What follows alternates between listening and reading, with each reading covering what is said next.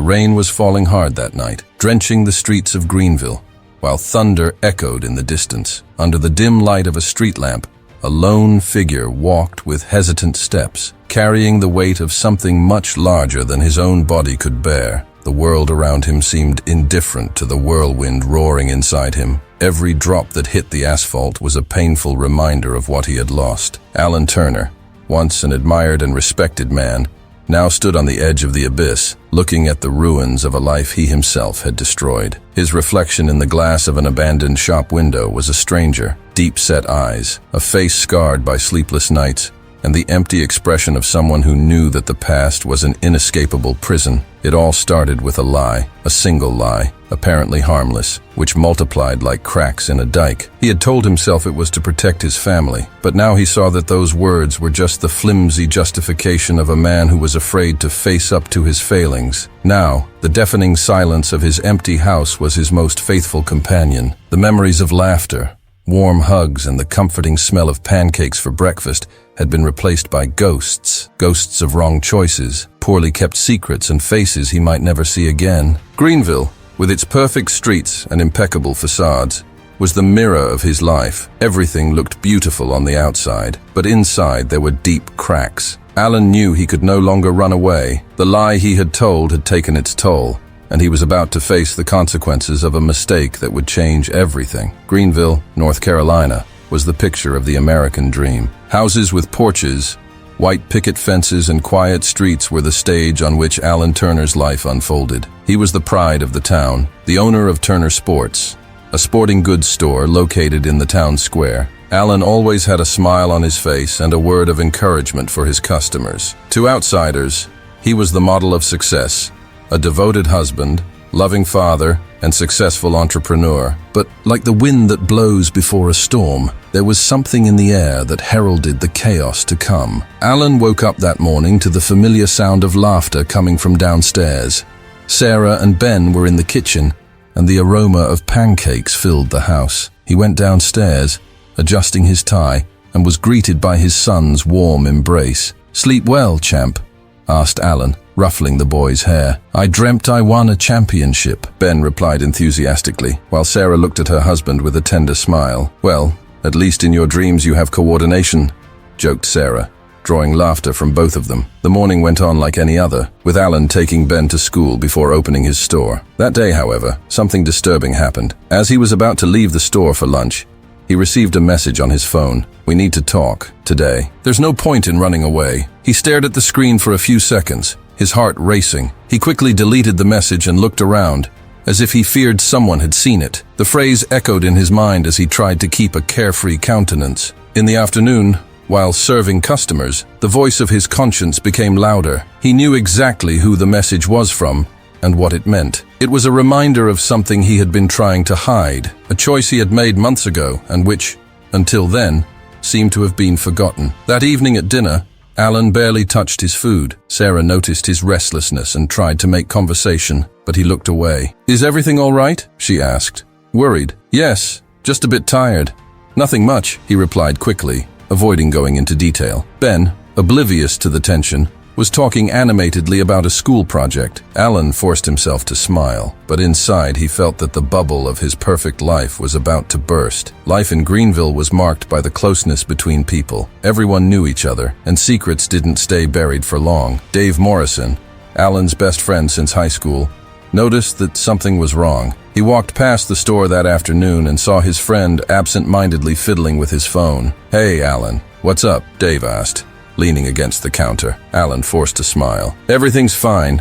Just a busy day, as usual." Dave frowned, but didn't insist. He knew Alan well enough to realize that something was bothering him. "If you need to talk, you know where to find me," said Dave, leaving the store with a casual nod. When the day was finally over, Alan felt a momentary relief when he entered the house. Ben was in his room, studying, and Sarah was preparing a cup of tea in the kitchen. He looked at her for a moment, as if he wanted to say something, but gave up. The lie he had told weeks ago came back to haunt him, and he knew he had to do something before it was too late. Alan went upstairs to his room, but he couldn't sleep. The words of the message were etched in his mind. He knew he was on the edge of a precipice, but he still believed he could control the situation. What he didn't imagine was that, By trying to hide the truth, he would put everything he loved at risk. While the city slept, Alan stayed awake, staring at the ceiling. Outside, a storm was brewing and the first drop was about to fall. The next day, Greenville's routine continued unchanged, but for Alan Turner,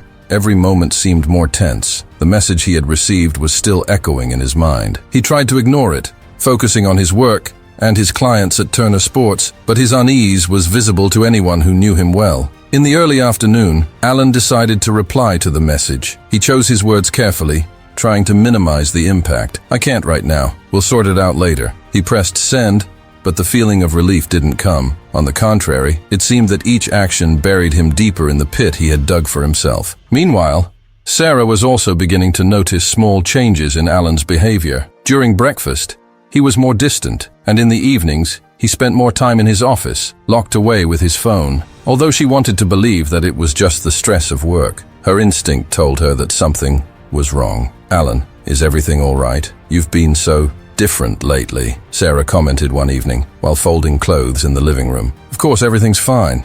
There's just a lot going on at the store. It's the end of the season, and sales are frantic," he replied, avoiding eye contact. Sarah didn't insist, but the doubt remained. She knew Alan was good at hiding his emotions, but something about his tone didn't seem right. At school, Ben also began to notice that something was changing at home. During an essay exercise, he wrote about his family and described his father as a superhero who always smiles. However, when the teacher read his essay aloud, Ben realized that the description no longer rang true. After class, he told his friend Lucas, "My dad's been acting a bit strange. He used to play ball with me every weekend, but now he's always busy." Lucas, who had divorced parents, replied with a tone of experience, "Maybe your parents are fighting. It happens to everyone." Ben vehemently denied it, but Lucas' words stuck in his mind. Meanwhile, tension continued to grow in Alan's world. The person who had sent the message wasn't willing to wait. That same afternoon, an envelope was left at his store, addressed to him with no sender. Alan opened it in his office with trembling hands. Inside, he found a photo that made his heart stop for an instant. It was him, in a situation he had promised himself he would forget. Accompanying the photo was a simple note, "You can't run away forever. Meet me tonight in the park, or everyone will know." Alan sat down, feeling the weight of everything he had built threatened to collapse. He knew he had no choice. He had to go. That evening, Alan left the house saying he had a work appointment. Sarah, although suspicious, didn't question him. He drove to the city park, where the person who had sent the envelope was already waiting for him, leaning against a lamppost in the dim light. "Did you really think this would stay buried?" said the woman, with an acid tone of voice. It was Melissa Harper, a former employee of his store. They had had a brief relationship months ago, something Alan had sworn to himself would never happen again. He had fired her soon after, believing that this would solve the problem. But Melissa wasn't willing to be dismissed so easily. "Melissa, what do you want? Money? I can help, but don't make this any more complicated," said Alan, trying to stay calm. "It's not just about money, Alan. I lost everything after you fired me. I want justice. I want Sarah to know who you really are." Alan remained silent, panic growing in his mind. He knew Melissa was unpredictable, but he hadn't imagined she would go this far. While Alan dealt with the tense encounter, Sarah decided to check her husband's phone. Something in her told her that there was more to the story than he was willing to tell. When she found the deleted message history and a recent notification from an unknown account, her heart squeezed. Would she confront Alan, or would she wait to gather more evidence? On the way home, Alan drove in silence, his head full of doubts. Melissa hadn't accepted any money, but she hadn't given him a clear ultimatum either. He felt like he was stepping into a minefield, and every move could be his last. When he arrived, he found Sarah on the sofa, looking inquisitive. "You took longer than expected. Are you all right?" she asked. "Yes, just a difficult meeting," Alan replied, trying to sound relaxed. Sarah didn't reply, but the silence between them spoke louder than any words. The cracks in their family's perfect facade were beginning to show, and neither of them knew how much it could grow. The weight of the lie was beginning to spread,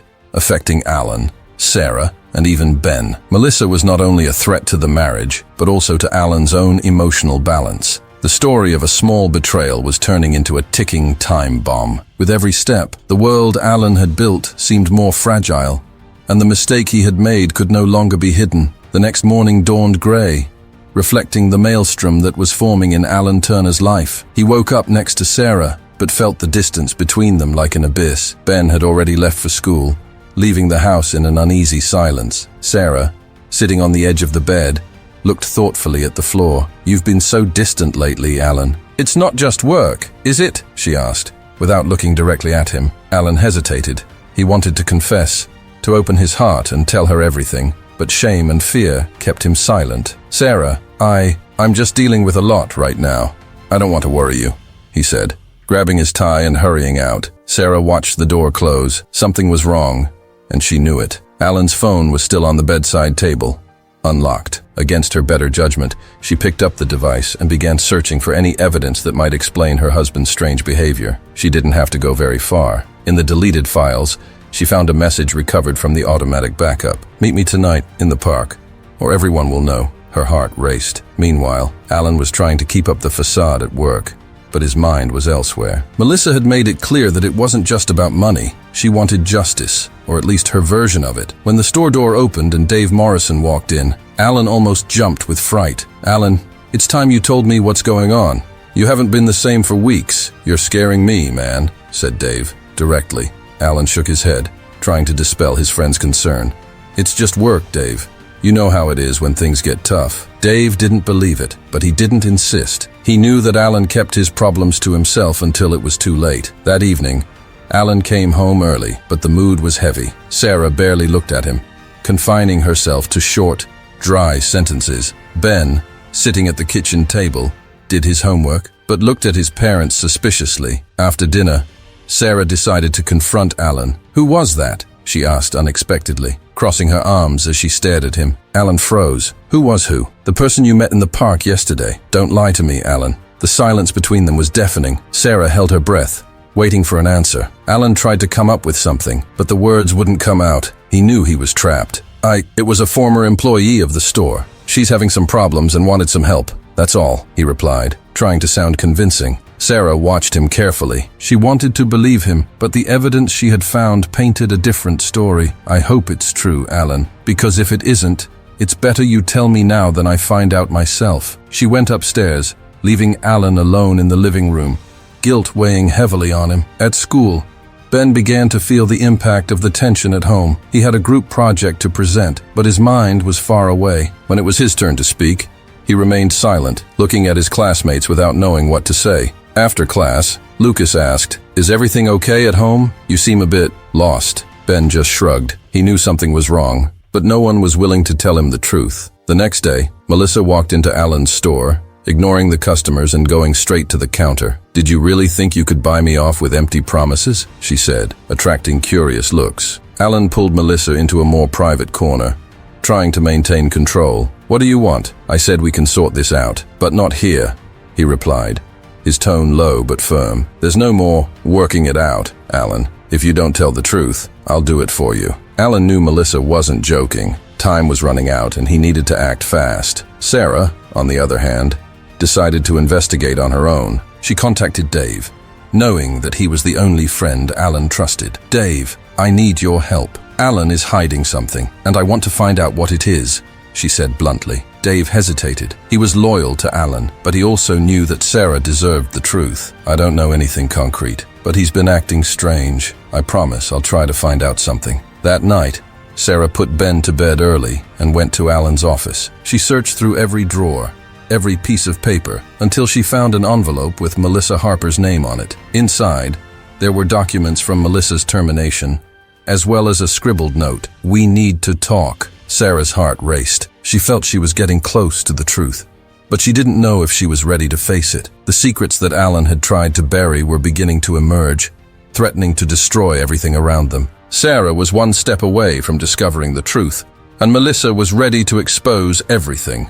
Meanwhile, Alan found himself at a dead end, with the weight of his decisions crushing every aspect of his life. The facade of perfection was crumbling, and no one was going to get away with it. The next few days were suffocating for Alan Turner. Every step he took seemed to be surrounded by suspicious glances. Every word he said a desperate attempt to maintain control of a life that was slipping through his fingers. He knew he was stepping into dangerous territory and that the time for hiding the truth was running out. Sarah waited until the right moment to confront Alan. She wanted Ben to be out of the house, away from the impact of what could be an explosion. She took advantage of Saturday afternoon, when the boy went to play at a friend's house, to put Alan against the wall. He was in the living room, staring at the news, but he wasn't paying attention. The silence in the house was broken by Sarah's firm voice. "Who is Melissa Harper?" Alan froze, the remote control slipping from his hand. He opened his mouth to answer, but nothing came out. Sarah crossed her arms, her expression hard as stone. "I found the envelope." "Don't try to deny it, Alan. I want the truth now." The weight of the truth was unbearable. Alan felt sweat break out on his forehead as he stared at his wife. He knew this moment would come, but he hadn't imagined it would be so devastating. "She was a store assistant," he began, his voice wavering. "I already know that." "What else?" Sarah interrupted, her patience wearing thin. "We had something. It didn't last. It was a mistake." "A moment of weakness," she admitted, lowering her head. Sarah remained silent, the air between them charged with tension. When she finally spoke, her voice was cold and cutting. "A moment of weakness. Are you telling me that you threw away our marriage, our family, for a moment of weakness?" Alan tried to explain himself, but Sarah held up her hand, cutting him off. "No, I don't want to hear excuses. I want to know what else you're hiding from me." Alan hesitated, but realized that continuing to lie would only make matters worse. "She's blackmailing me. She says she'll tell me everything if I don't help." Sarah went pale. Alan's words hit her like an avalanche. She turned her back on him and went upstairs, slamming her bedroom door. That same evening, Ben returned home and noticed the strange atmosphere. The silence was different, heavy. When he tried to talk to his parents, he received short, evasive answers. He didn't know what was going on, but he sensed that something bad was about to happen. While Ben slept, Sarah came downstairs. She faced Alan, who was still sitting in the same place, lost in thought. "This isn't just between us, Alan. You're going to tell Ben what you did. He deserves to know." Alan was shocked. "He's just a child. I'm not going to destroy his world. His world is already being destroyed. You just haven't realized it yet." Sarah went back to her room, leaving Alan alone to deal with the weight of his choices. The next day, while Alan was trying to concentrate in the store, Melissa showed up again. She was different, more aggressive, as if she had lost her temper.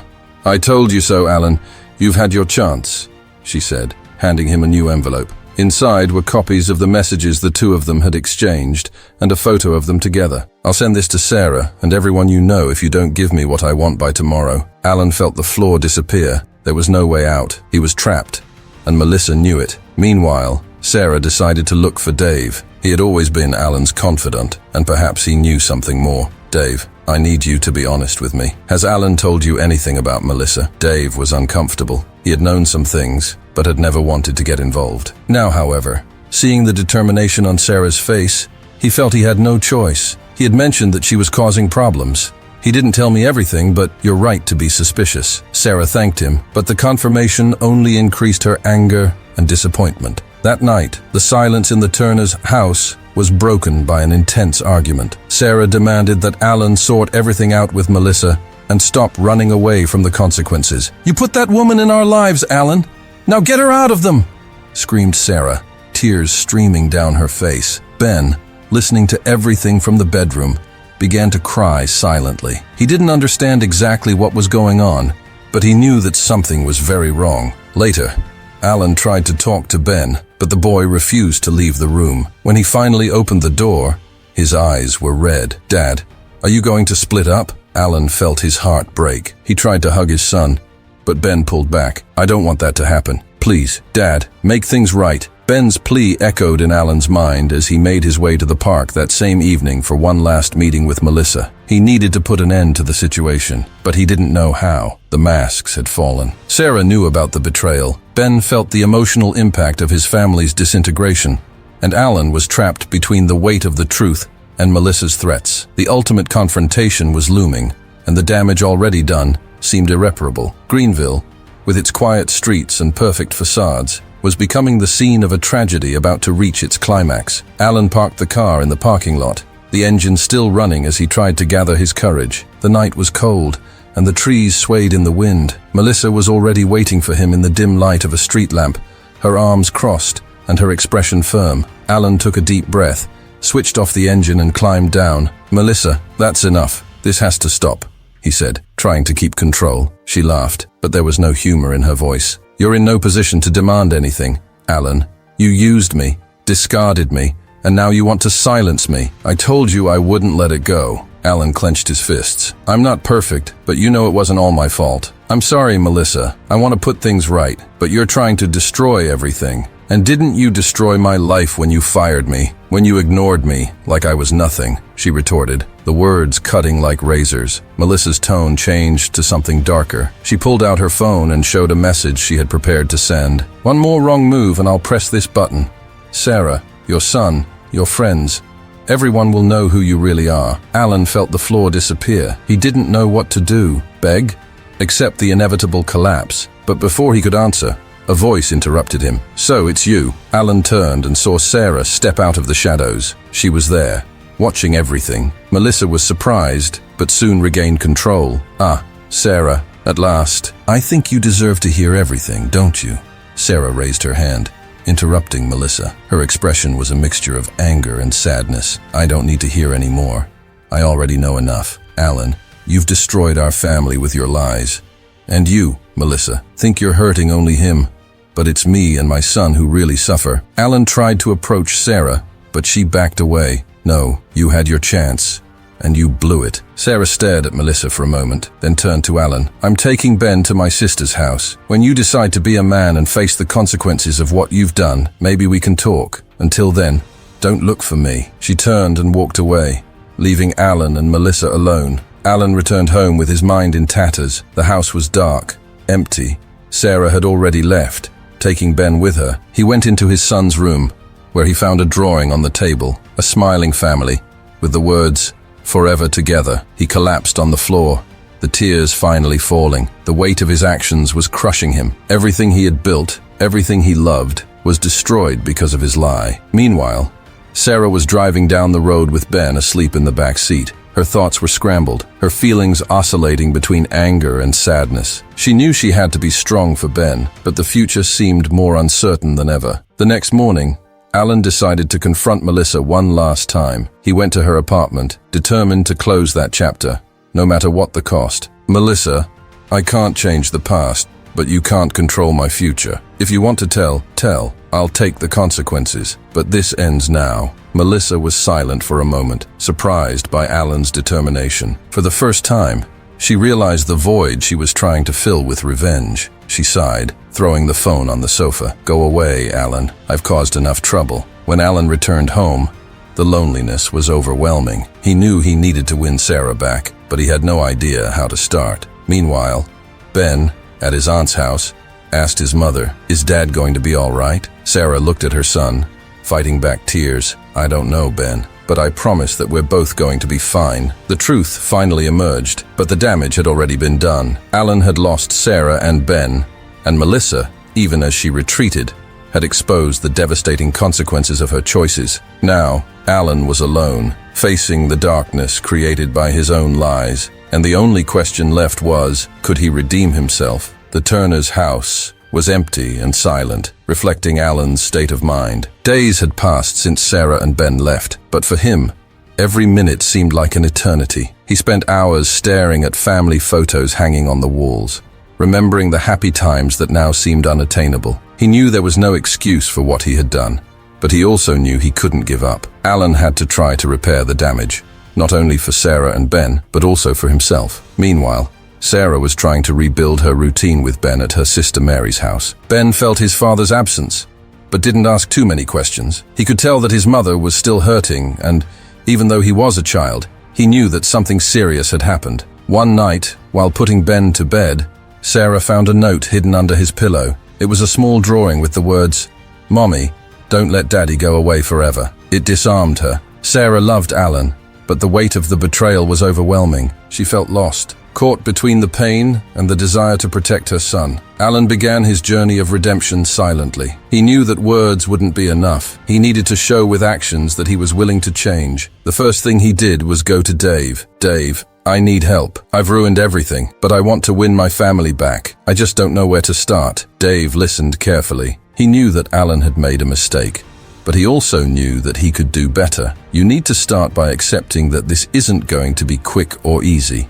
Sarah will need time, but above all, you need to be honest. with yourself and with her. Inspired by his friend's advice, Alan wrote a letter to Sarah. It was long, sincere, full of regret, but also hope. He confessed all his mistakes, without apology, but also talked about how much she and Ben meant to him. Alan left the letter at Mary's house, hoping that Sarah would read it. When Sarah finally found the letter, she was hesitant. She sat down in the living room and began to read. Alan's words hit her hard. He didn't try to justify himself, but showed a man who recognized his faults and was willing to do whatever it took to put right what he had destroyed. By the time she had finished reading, tears were streaming down Sarah's face. She knew she was still hurting, but she also knew that Alan deserved a chance to try to make amends, even if it didn't mean an immediate reconciliation. A few days later, Alan received an unexpected phone call. It was Sarah. "We need to talk.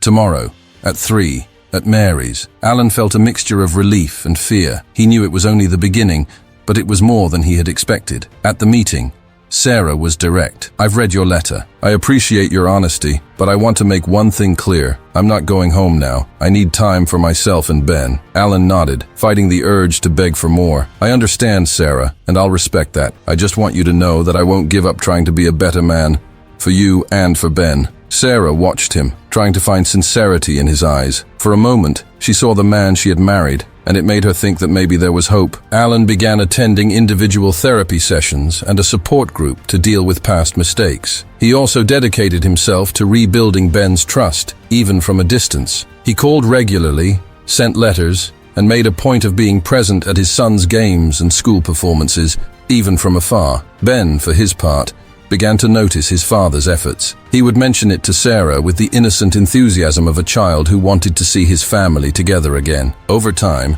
Sarah began to notice the changes in Alan. He was no longer the arrogant man who thought he could hide everything. He was someone willing to face up to his shortcomings and work to be better. One afternoon, while watching Ben play in the backyard of Mary's house, Sarah decided she was ready to give Alan a chance to prove that he really had changed. The next morning, she called Alan. "I want you to join us for dinner tomorrow. It's not a reconciliation, but it's a start." Alan, on the other end of the line, almost couldn't answer. The tears in his voice were noticeable. "Thank you, Sarah. I promise not to let you down." That night, Alan felt, for the first time in a long time, a small flame of hope. He knew the journey was still long, but he was willing to face every obstacle in order to win back his family. As little Greenville returned to normal, Alan Turner's story was a reminder that the road to redemption is difficult, but possible, and sometimes, even after losing everything, it is possible to rebuild what matters, as long as there is truth, effort, and love.